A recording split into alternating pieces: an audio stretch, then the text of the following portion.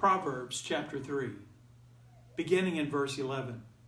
My son, do not reject the discipline of the Lord, or loathe his reproof. For whom the Lord loves, he reproves, even as a father corrects the son in whom he delights.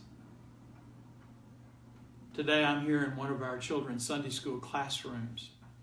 It's a place where our children hear and learn about the love of God and how much God desires for his children to be able to experience the rich blessing of his presence and to be able to know the things that will help to bring honor and glory back to the Father and certainly would be pleasing in his sight. When we hear words like discipline and reproof, sometimes our minds wander to punishment, where we see the rod being used in order that the child might not be spoiled. But God's first line of instruction and discipleship comes through his own example.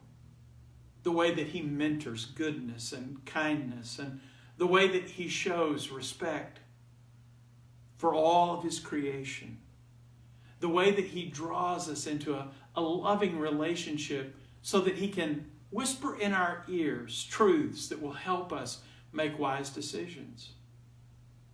Here, the wise man says, be cautious that you don't throw discipline to the wind, but instead that you lean on those words of instruction and find ways to apply them to your life.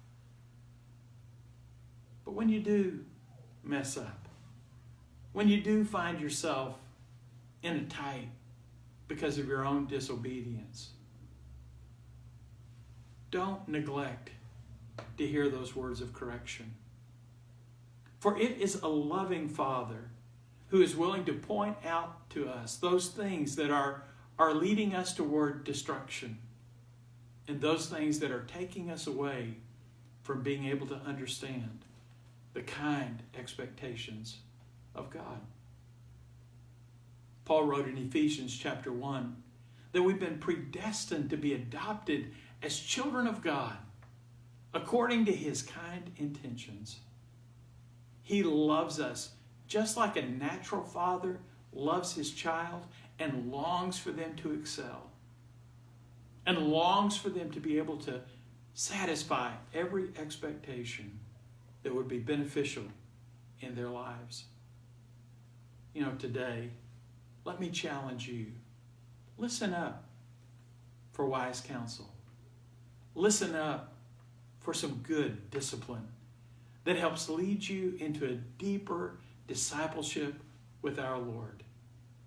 God has a plan for your life.